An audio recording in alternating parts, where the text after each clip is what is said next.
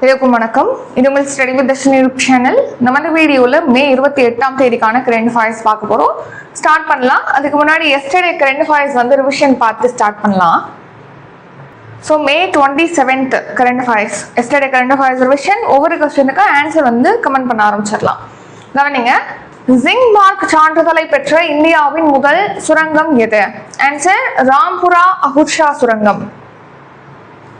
நாட்டில் சட்டவிரோத குடியேற்றத்தால் மக்கள் தொகை மாற்றம் குறித்து ஆராய யாருடைய தலைமையில் உயர்நிலை குழுவானது அமைக்கப்பட்டுள்ளது? ஆன்சர் பிரகாஷ் பிரபாகர் நவ்லேகர். பாக்சிலிகா கூட்டமைப்பு எந்த நாட்டினால் தொடங்கப்பட்டது?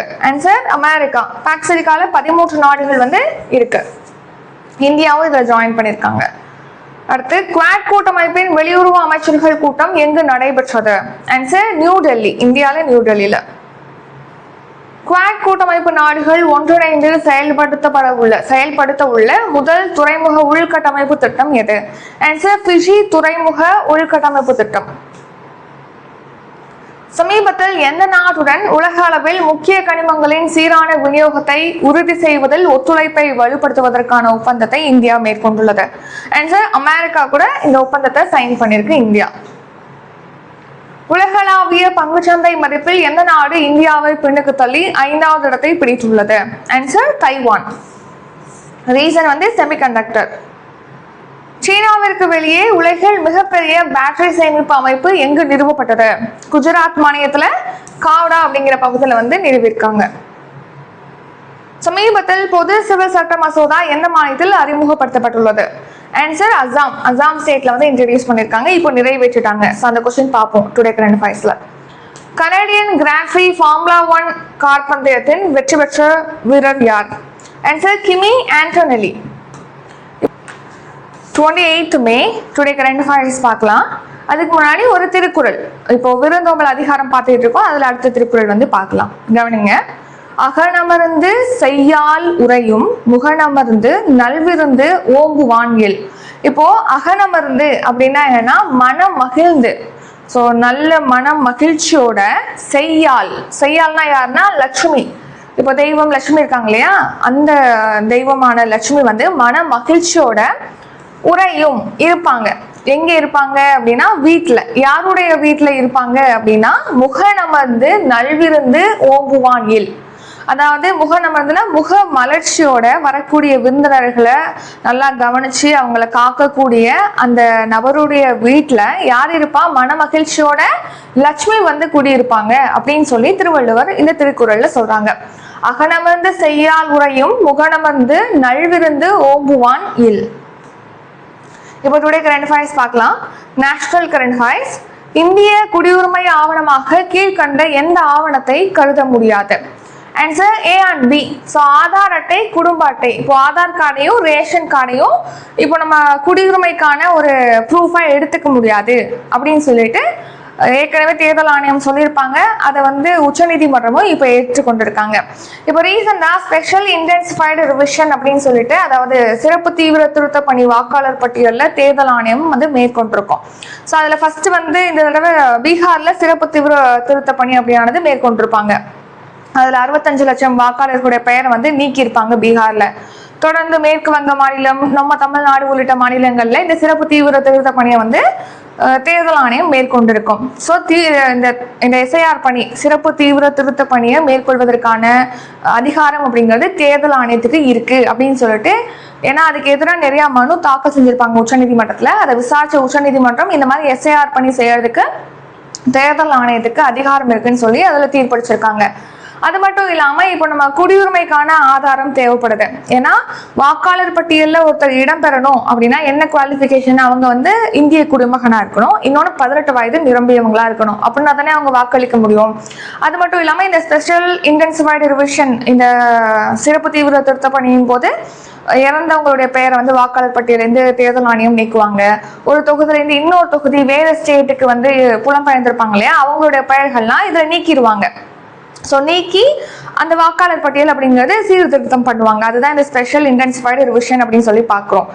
இப்போ அதுல வந்து குடியுரிமையை வந்து ப்ரூஃப் பண்றதுக்காக ஆவணங்கள் அப்படிங்கிறது கொடுப்போம் இல்லையா, அதுக்கு வந்து ஆதார் கார்டையோ அல்லது ரேஷன் கார்டையோ கொடுக்க முடியாது, அதை ஆதாரமா எடுத்துக்க முடியாது அப்படின்னு சொல்லி தேர்தல் ஆணையம் சொல்லியிருப்பாங்க.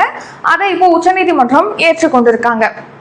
ஸோ எதை வந்து நம்ம கொடுக்கலாம் அப்படின்னா பாஸ்போர்ட்டு கொடுக்கலாம். அதே மாதிரி பர்த் சர்டிஃபிகேட்டை வந்து குடியுரிமைக்கான சான்றாக இந்த மாதிரி ஒரு சில ஆவணங்களை கொடுக்கலாம். அது மட்டும் இல்லாமல் இப்போ ஆதாரை வந்து ஒரு அடையாள அட்டையாக எடுத்துக்கலாம் அப்படின்னும் உச்சநீதிமன்றம் தேர்தல் ஆணையத்துக்கிட்ட தெரிவிச்சிருக்காங்க. ஸோ நெக்ஸ்ட், மக்கள் பிரதிநிதித்துவ சட்டப்பிரிவு 23 உட்பிரிவு 4 படி ஆதார் அட்டையை தனிநபர் அடையாள அட்டையாக நீங்க எடுத்துக்கலாம் அப்படின்னு சொல்லி பரிந்துரை அளிச்சிருக்காங்க சுப்ரீம் கோர்ட். ஸோ அதே தான் இப்போ எஸ்ஐஆர் பணி அப்படிங்கிறது ஒரு நியாயமான தேர்தலுக்கு அரசியலமைப்பு சட்ட ஆணைக்கு உயிர் ஊட்டுது அப்படின்னு சொல்லியும் இந்த தீர்ப்புல தெரிவிச்சிருப்பாங்க Supreme Court. Next, state and scheme பொது சிவில் சட்ட மசோதாவை நிறைவேற்றிய 3வது மாநிலம் எது? அப்ப முதல் 2 மாநிலம் என்ன அப்படின்னு பார்த்தோம்னா உத்தரகாண்ட் மாநிலம் பொது சிவில் சட்ட மசோதாவை நிறைவேற்றிய ஃபர்ஸ்ட் ஸ்டேட். அதுக்கப்புறமா பார்த்தோம் அப்படின்னா குஜராத். நெக்ஸ்ட் தான் வந்து அசாம் 3வது மாநிலமாக பொது சிவில் சட்ட மசோதாவை நிறைவேற்றிருக்கு. Answer option B. இப்போ சுதந்திரத்துக்கு அப்புறம் பார்க்கும்போது உத்தரகாண்ட் ஃபர்ஸ்ட் ஸ்டேட் வரும் இந்த யூனிஃபார்ம் சிவில் கோடை கொண்டு வந்த மாநிலமா.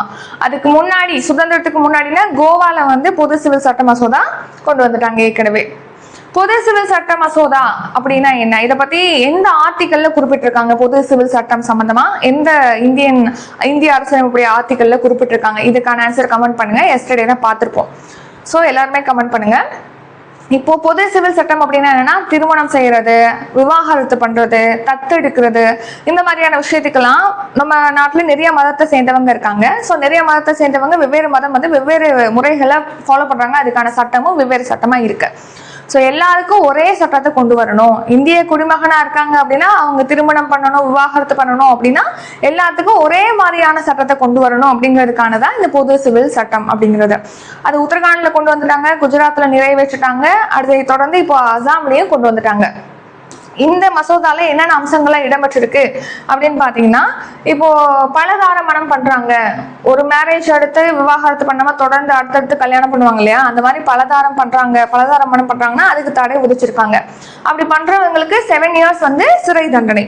நெக்ஸ்ட், திருமணம் செய்து கொள்ளாம ஒன்னாவே லிவ் இன் ரிலேஷன்ஷிப்ல வாழ்வாங்க இல்லையா, அவங்க வந்து அவங்களுடைய உறவை பதிவு செஞ்சுக்கணும், ரிஜிஸ்டர் பண்ணணும் அப்படின்னும் இந்த மசோதால குறிப்பிட்டிருக்காங்க. அதை மீறினாங்கன்னா 3 மாசத்துக்கு அவங்களுக்கு சிறை தண்டனை இருக்கும்.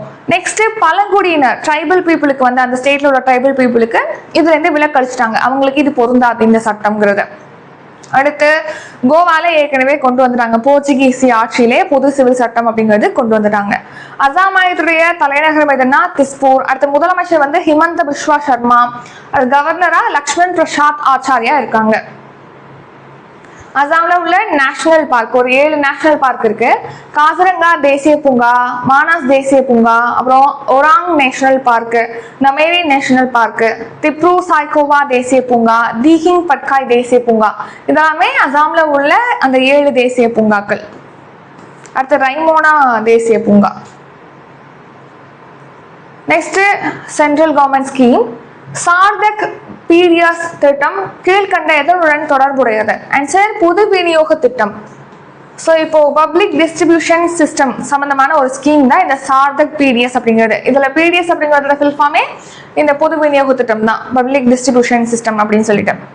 இது எதுக்காக சார்தக் திட்டம் அப்படின்னா, இப்போ நம்ம ரேஷன் பொருட்களை வந்து ரேஷன் கடைகள்ல போனீங்க அப்படின்னா வழங்குவாங்க, அதுக்காக தான் பொது விநியோக திட்டம் அப்படிங்கிறது ஸ்டார்ட் பண்ணிருப்பாங்க. பொதுமக்களுக்கு வந்து ரேஷன் பொருட்களை விநியோகம் பண்ணணும் அப்படின்னு சொல்லிட்டு குறைந்த விலையில.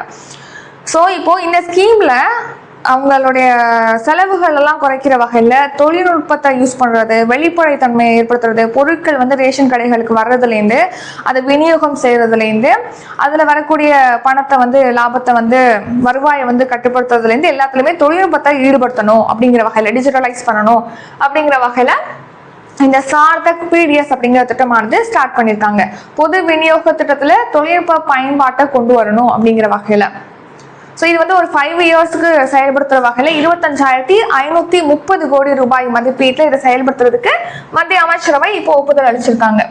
ஸோ சார்தக் பிடிஎஸ் சொல்றோம் இல்லையா, அதோட ஃபில் ஃபார்ம் என்ன அப்படின்னா scheme for assistance in ration transport and handling income with automation in PDS. அதுதான் வந்து சார்தக் PDS அப்படின்னு சொல்றோம். அதாவது ரேஷன் பொருட்கள் விநியோகத்துல தொழில்நுட்பத்தை கொண்டு வரணும், வெளிப்படைத்தன்மையை கொண்டு வரணும் அப்படிங்கிற வகையில. ஸோ ஏற்கனவே செயல்படுத்தப்பட்ட வரக்கூடிய ஒரு சில திட்டங்களை ஒருங்கிணைச்சு தான் இந்த ஸ்கீமை செயல்படுத்துறாங்க. தேசிய உணவு பாதுகாப்பு சட்டம் 2013 இயற்றிருப்பாங்க. இந்த சட்டம் எப்போ இயற்றினாங்க அப்படிங்கிறத ஞாபகம் வச்சுக்கணும். இதெல்லாம் கேட்பாங்க. தேசிய உணவு பாதுகாப்பு சட்டம் அப்படின்னு சொல்லி பொறுத்துக்க மாதிரி எந்த இயர் அப்படின்னு சொல்லி கேட்பாங்க. கல்வி உரிமை சட்டம் அதெல்லாமே. சரி, நியாய விலை கடைகள்ல முகவர்கள் இருப்பாங்களே, அவங்களுடைய முகவர்களுடைய லாப வரம்பு மற்றும் மாநிலங்களுக்குள்ளே உணவு தானியங்களுடைய போக்குவரத்துக்காக மாநில முகமைகளுக்கு உதவும் திட்டம், அப்புறம் பொது விநியோக திட்டத்துல தொழில்நுட்பம் மூலமா நவீனமயமாக்கலை கொண்டு வருவதற்கான திட்டம், இந்த மாதிரி ஏற்கனவே செயல்படுத்தக்கூடிய திட்டங்கள்லாம் ஒருங்கிணைச்சுதான் சார்தக் PDS திட்டம் இப்போ லான்ச் பண்றாங்க. 5 இயர்ஸ்க்கு 25,530 கோடி. அடுத்து Tamil Nadu scheme, Tamil Nadu current affairs. தமிழகத்தில் கல்வி மற்றும் வேலை வாய்ப்பில் எத்தனை சதவீத இடஒதுக்கீடு வழங்கப்படுகிறது? ஆன்சர் 69%. ஸோ இப்போ ஒவ்வொரு ஸ்டேட்லையுமே பார்த்தீங்கன்னா இப்போ கல்வியிலையும் சரி வேலை வாய்ப்புலையும் சரி இடஒதுக்கீடு அப்படிங்கிறது ரிசர்வேஷன் அப்படிங்கிறது கொடுக்குறாங்க. SC ST BC இந்த மாதிரி உள்ளவங்களுக்கு. ஸோ இப்போ இந்த இடஒதுக்கீடு அப்படிங்கிறது பார்த்தீங்கன்னா மேக்ஸிமம் வந்து 50% தான் இருக்கணும், அதுக்கு மிகாமல் இருக்கணும்னு சொல்லிட்டு சுப்ரீம் கோர்ட் தீர்ப்பளிச்சிருப்பாங்க. ஆனால் அதை விட அதிகமாக 69% அப்படிங்கிற அளவில் தமிழ்நாட்டில் இடஒதுக்கீடு அப்படிங்கிறது இருக்கு.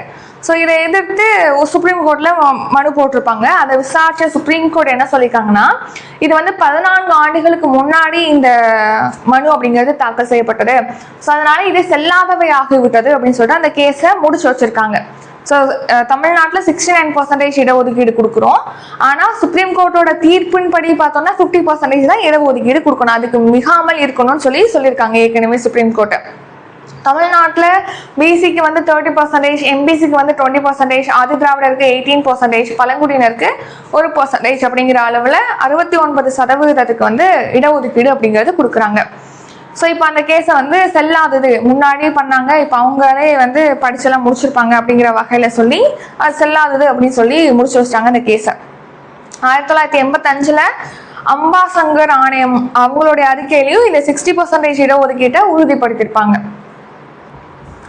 Next Tamil Nadu current affairs. Tamil Nadu இணையவழி சூதாட்ட தடை மற்றும் இணையவழி விளையாட்டுகளை ஒழுங்குபடுத்துதல் சட்டம் எந்த ஆண்டு கொண்டு வரப்பட்டது?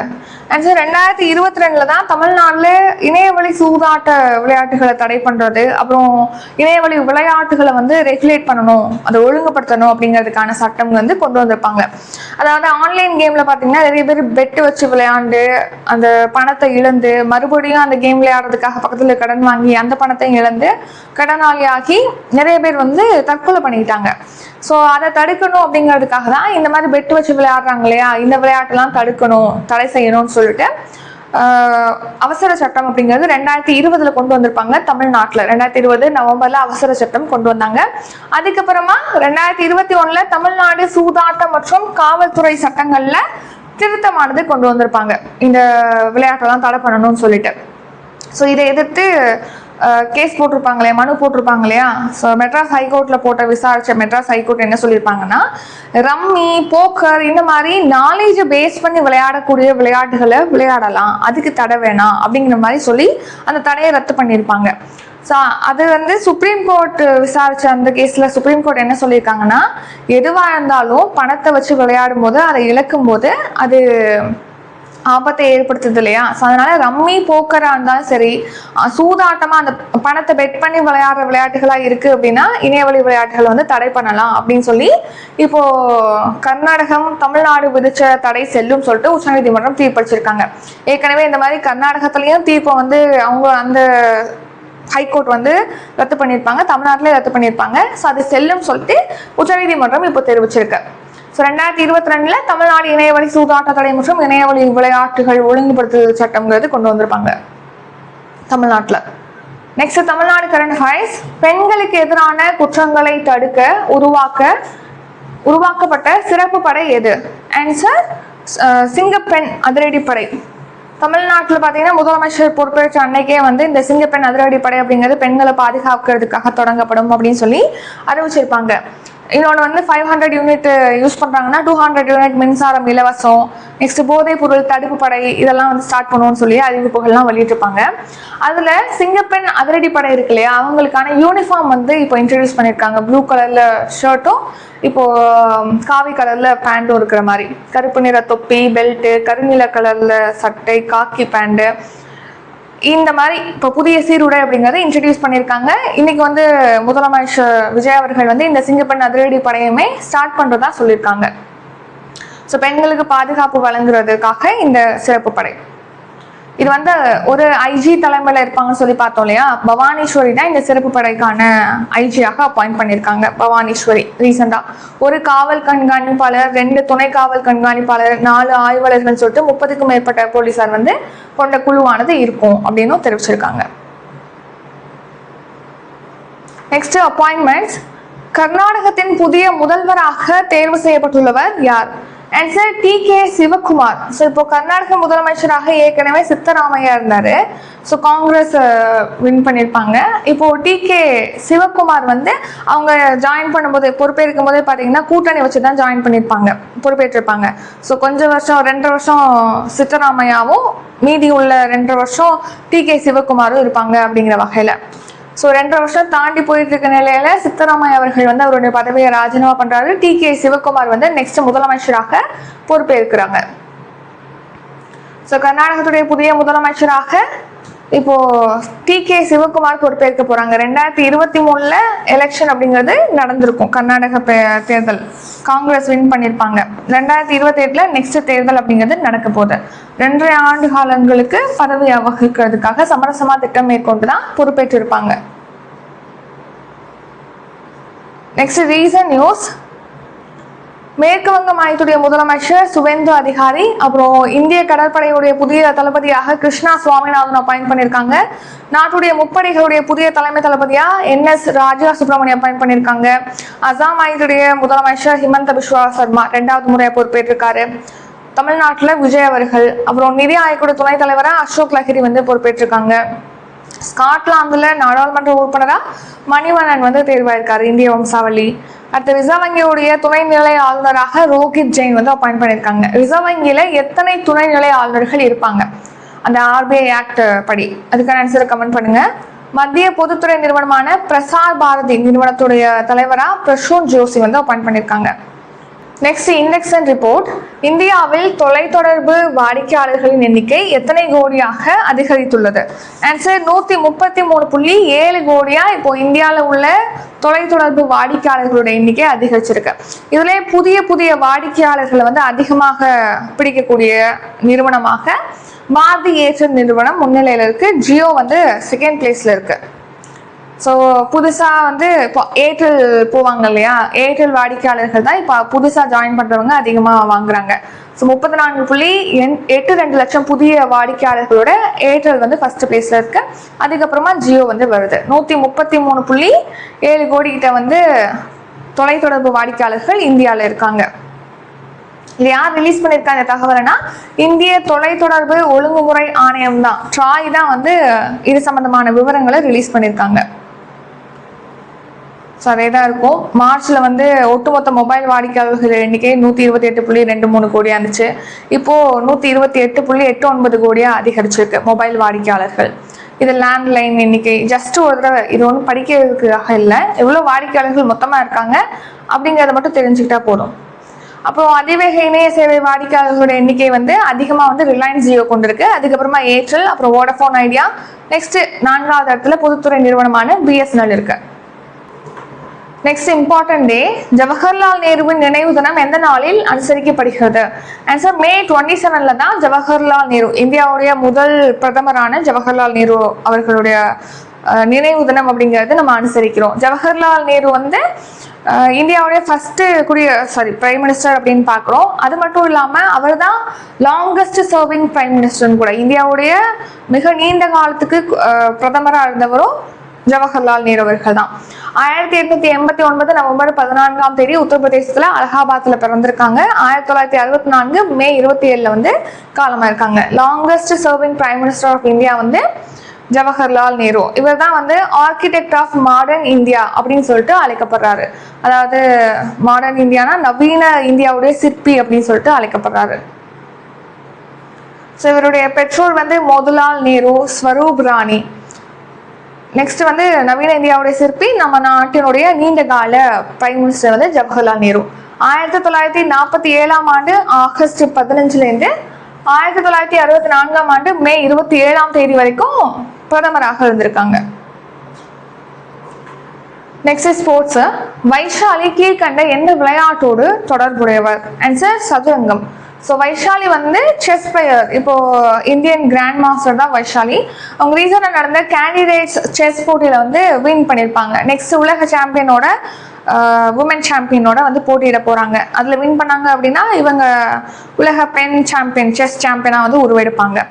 ஸோ அவங்களுக்கு பார்த்தீங்கன்னா 10 லட்சம் ரூபாய் உதவித்தொகை, ஊக்கத்தொகை அப்படிங்கிற மாதிரி கொடுத்துருக்காங்க. சர்வதேச அளவில் போட்டியில் வந்து அவங்க விளையாடுவதற்கு ஊக்கப்படுத்தும் வகையில் வெற்றியாளர்கள் மேம்பாட்டு திட்டம், அப்புறம் பன்னாட்டு அளவில் போட்டிகளில் பங்கேற்பதற்கான திட்டம் சொல்லிட்டு நிதி உதவிகள் அப்படிங்கிறது கவர்மெண்ட் கொடுக்குறாங்க. அந்த வகையில் வைஷாலிக்கு வந்து 10 லட்சம் ரூபாய் அப்படிங்கிறத நம்ம தமிழ்நாடு விளையாட்டு அமைச்சரான ஆதவ் அர்ஜுனா அவர்கள் வந்து வழங்கியிருக்காங்க. Next sports. உலகக்கோப்பை துப்பாக்கிச்சுதல் போட்டியில் ஈஷா சிங் டேஷ் பதக்கம் வென்றார். ஆன்சர் தங்கப்பதக்கம். ஸோ இப்போ உலகக்கோப்பை துப்பாக்கிச்சுதல் போட்டியில இந்திய துப்பாக்கிச்சுதல் வீராங்கனை ஈஷா சிங் வந்து கோல்டு மெடல், உலக சாதனையோட கோல்டு மெடல் வந்து வின் பண்ணியிருக்காங்க. இப்போ ஜெர்மனியில மியூனிக் நகரத்துல தான் இந்த உலகக்கோப்பை துப்பாக்கிச்சுதல் போட்டி அப்படிங்கிறது நடக்குது. அதுல ஈஷா சிங் வந்து 25 மீட்டர் பிஸ்டல் பிரிவுல வந்து 43 புள்ளிகளை பெற்று உலக சாதனை படைச்சு இந்த பதக்கத்தை வின் பண்ணியிருக்காங்க. எங்க நடந்துச்சு அப்படின்னா மியூனிக்ல நடந்திருக்கு, ஜெர்மனில. அடுத்து ஷார்ட் நியூஸ். இப்போ நவீன போர் சூழலுக்கு ஏற்ற வகையில செயற்கை நுழைவு தொழில்நுட்பத்தோட க்ரூஸ் பாலிஸ்டிக் ஏவுகணைகளை இப்போ அதாவது நார்த் கொரியா வந்து டெஸ்ட் பண்றதா சொல்லியிருக்காங்க. அடுத்து 28 மே டுடே கரண்ட் அஃபேர்ஸ் ரிவிஷன் பார்க்கலாம். நம்ம சேனல்ல குரூப் 1 பார்த்தீங்கன்னா polity batch, economy batch start ஆகுது. அதே மாதிரி ஹிஸ்ட்ரி யூனிட் 6 பேட்ச் வந்து ஸ்டார்ட் ஆகுது. இதை பற்றி டீட்டெயிலாக டிஸ்கிரிப்ஷனில் கொடுத்துருக்கோம், செக் பண்ணி பார்த்துக்கோங்க. ஷெட்யூல் வேணா வாட்ஸ்அப்பில் மெசேஜ் பண்ணலாம். வாட்ஸ்அப் நம்பர் டிஸ்கிரிப்ஷனில் இருக்குது, அல்லது கால் பண்ணியும் கேட்கலாம் டவுட் இருக்குது அப்படின்னா கிளாரிஃபை பண்ணுறதுக்கு. இப்போ நம்ம ரிவிஷன் பார்க்கலாம். இந்திய குடியுரிமை ஆவணமாக கீழ்கண்ட எந்த ஆவணத்தை கருத முடியாது? Answer A and B. Aadhaar கார்டையும் ரேஷன் கார்டையும் கருத முடியாது. பொது சிவில் சட்ட மசோதாவை நிறைவேற்றிய 3வது மாநிலம் எது? Answer Assam state. First state வந்து உத்தரகாண்ட், செகண்ட் ஸ்டேட் வந்து குஜராத். சார்டக் பீடியஸ் திட்டம் கீழ்கண்ட எதனுடன் தொடர்புடையது? ஆன்சர் பொது விநியோக திட்டம். தமிழகத்தில் கல்வி மற்றும் வேலை வாய்ப்பில் எத்தனை சதவீத இடஒதுக்கீடு வழங்கப்படுகிறது? 69% வந்து இடஒதுக்கீடு கொடுக்குறாங்க. தமிழ்நாடு இணையவழி சூதாட்ட தடை மற்றும் இணையவழி விளையாட்டுகளை ஒழுங்குபடுத்தும் சட்டம் எந்த ஆண்டு இயற்றப்பட்டது? 2022, 2022. பெண்களுக்கு எதிரான குற்றங்களை தடுக்க உருவாக்கப்பட்ட சிறப்பு படை எது? ஆன்சர் சிங்கப்பெண் சிறப்பு அதிரடிப்படை. தமிழ்நாட்டின் புதிய முதலமைச்சராக கர்நாடகத்தின் புதிய முதலமைச்சராக தேர்வு செய்யப்பட்டுள்ளவர் யார்? Answer Sivakumar, TK Sivakumar. இந்தியாவில் தொலைத்தொடர்பு வாடிக்கையாளர்கள் எண்ணிக்கை எத்தனை கோடியாக அதிகரித்துள்ளது? 133.7 கோடியா இன்க்ரீஸ் ஆயிருக்கு. ஜவஹர்லால் நேருவின் நினைவு தினம் எந்த நாளில் அனுசரிக்கப்படுகிறது? மே 27 வந்து அனுசரிக்கிறோம். வைஷாலி கீழ்கண்ட எந்த விளையாட்டோடு தொடர்புடையவர்? ஆன்சர் சதுரங்கம். உலகக்கோப்பை துப்பாக்கிச்சுதல் போட்டியில் ஈஷா சிங் டேஷ் பதக்கம் வென்றார். ஆன்சர் தங்க பதக்கம் வின் பண்ணிருக்காங்க. இத்துடன் இன்றைக்கான கரண்ட் அஃபேர்ஸ் வீடியோ நிறைவடைகிறது. இந்த வீடியோ உங்களுக்கு பிடிச்சிருந்தா லைக் பண்ணுங்க, ஷேர் பண்ணுங்க. நம்ம சேனலை நீங்க இன்னும் சப்ஸ்கிரைப் பண்ணலன்னா மறக்காம சப்ஸ்கிரைப் பண்ணிக்கோங்க. நன்றி, வணக்கம்.